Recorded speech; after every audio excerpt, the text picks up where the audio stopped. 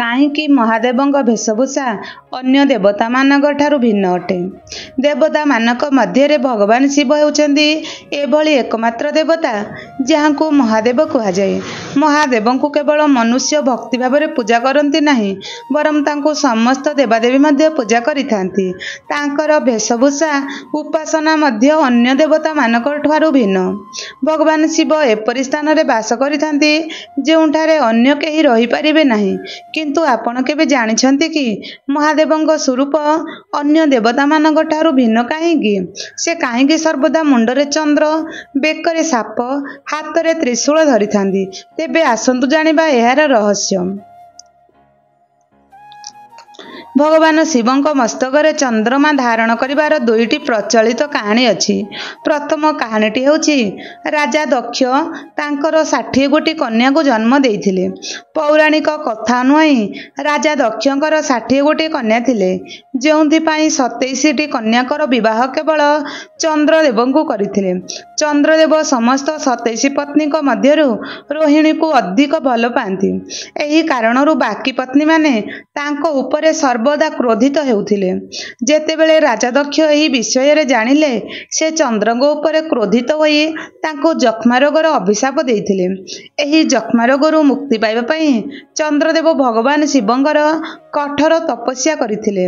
ଚନ୍ଦ୍ରଦେବଙ୍କ ତପସ୍ୟାରେ ଶିବ ପ୍ରସନ୍ନ ହୋଇ ତାଙ୍କୁ ଅଭିଶାପରୁ ମୁକ୍ତି କରିଥିଲେ। ସର୍ବଦା ତାଙ୍କ ମୁଣ୍ଡରେ ଧାରଣ କରିବେ ବୋଲି କଥା ଦେଇଥିଲେ। ଦ୍ୱିତୀୟ କାହାଣୀ ଅନୁଯାୟୀ ସମୁଦ୍ର ମନ୍ଥନ ସମୟରେ ବାହାରିଥିବା ବିଷକୁ ଭଗବାନ ଶିବ ତାଙ୍କ କଣ୍ଠରେ ଧାରଣ କରିଥିଲେ। ସେତେବେଳେ ବିଷ ପ୍ରଭାବରେ ତାଙ୍କ ଶରୀର ଜଳିବାକୁ ଲାଗିଥିଲା।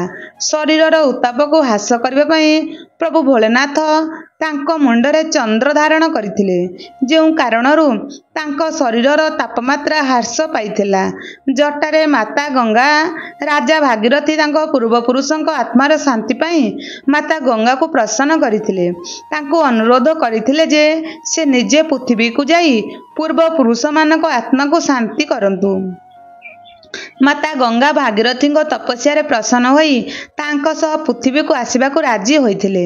କିନ୍ତୁ ଗଙ୍ଗାର ଗତି ଏତେ ଅଧିକ ଥିଲା ଯେ ସେ ସ୍ୱର୍ଗରୁ ଓହ୍ଲାଇବା ସମୟରେ ପୃଥିବୀ ତାର ଦ୍ରୁତ ବେଗକୁ ସହିପାରିଲା ନାହିଁ।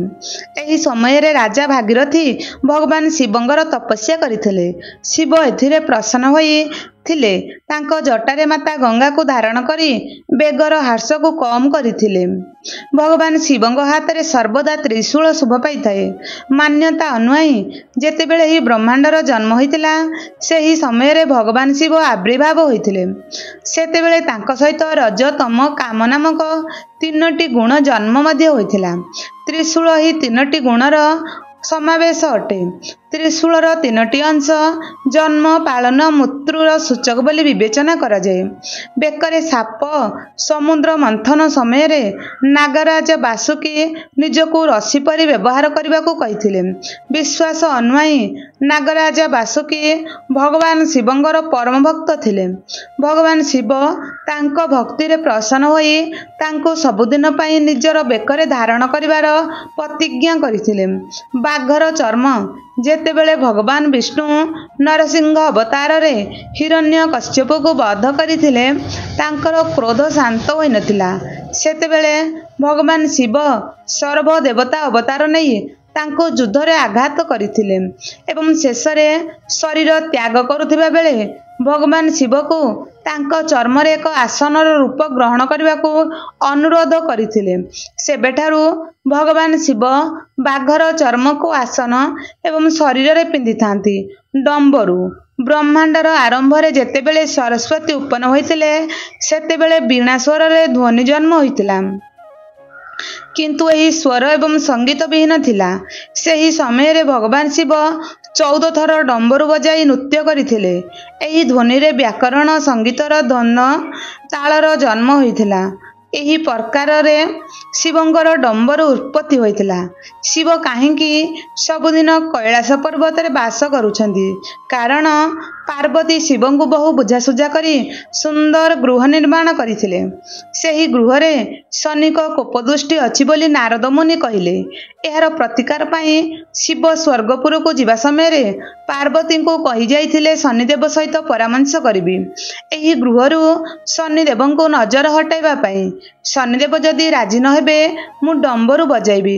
ଡମ୍ବରୁ ଶବ୍ଦ ଯଦି ଶୁଭିଲା ତମେ ଭାବିବ ଶନିଦେବଙ୍କ କୁନଜର ହଟିବନି।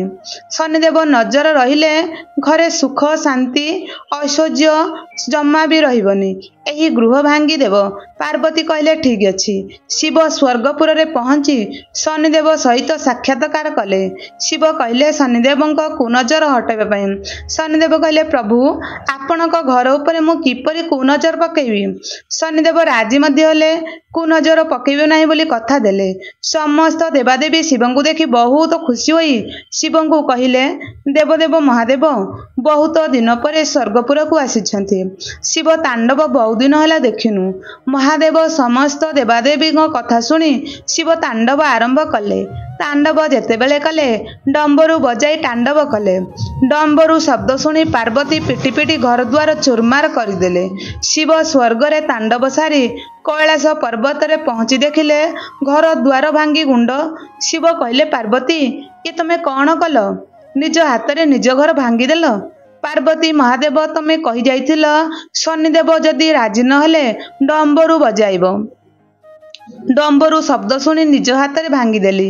ଶିବ କହିଲେ ପାର୍ବତୀ ଶନିଦେବ ରାଜି ହେଲେ ତାଙ୍କର କୋପଦୃଷ୍ଟି ନ ପକାଇବା ପାଇଁ। ଅନ୍ୟ ଦେବାଦେବୀମାନଙ୍କ କଥା ଅନୁଯାୟୀ ମୁଁ ନୃତ୍ୟ ପ୍ରଦର୍ଶନ କରୁଥିଲି, ଯେଉଁଥିପାଇଁ ଡମ୍ବରୁ ବଜାଉଥିଲି। ଏହି କାରଣରୁ ଶିବ ପାର୍ବତୀ ତାଙ୍କ ପରିବାରର ସମସ୍ତ ସଦସ୍ୟ କୈଳାସ ପର୍ବତରେ ସବୁବେଳେ ବାସ କରୁଥାନ୍ତି। ସାଙ୍ଗମାନେ ମୋର ଏହି ଭିଡ଼ିଓଟି ଯଦି ଆପଣମାନଙ୍କୁ ଭଲ ଲାଗୁଥିବ ବହୁ ମାତ୍ରାରେ ସାଙ୍ଗସାଥିମାନଙ୍କୁ ସେୟାର କରନ୍ତୁ। ମୋ ଚ୍ୟାନେଲରେ ନୂଆ